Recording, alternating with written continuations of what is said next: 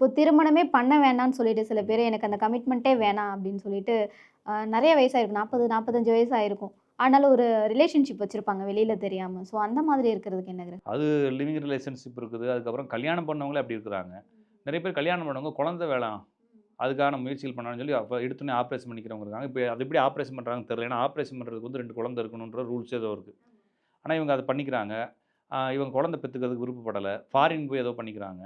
இது மாரி நெறைய கேஸ் பார்க்குறோம். இது எல்லாமே புதன், சூரியன் ஒண்ணு சேர்ந்திருக்கிறது. சனி, புதன் பரிவர்த்தனை ஆவுறது. இந்த மாரி விஷயங்கள் இருக்கும்போது அவங்களுக்கு வந்து இந்த உறவு கடந்த அல்லது ஒரு முறையற்ற உறவுகள் அல்லது நம்மளுக்கு ஒ கமிட்மெண்ட் இல்லாத அன்கமிட்மெண்ட் ரிலேஷன்ஷிப் அப்படின்னு சொல்லிட்டு இருக்கிறாங்க. இதுக்கு வந்து வந்து குரு, கேதுவுமே ஒரு காரணமா இருக்குது. அதுக்கப்புறமா வந்து சனி, புதன் பரிவர்த்தனை, அடுத்து சூரியன், புதன் சேர்க்கை. இது மாரி இருந்தா அவங்க நடந்துக்கிறாங்கன்னு பார்க்க முடியும்.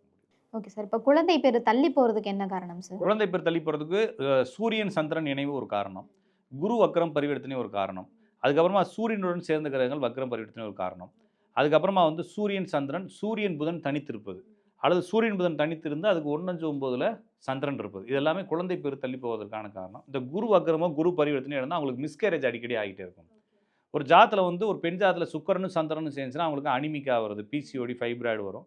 அந்த ஜாதத்துல 4 மூலையில எங்கேயாச்சும் செவ்வாய் இருந்துச்சு அப்படின்னா, அவங்களுக்கு குழந்தை பிறக்கிறது சம்மந்தமா மருத்துவ உதவிகள் தேவைப்படலாம்.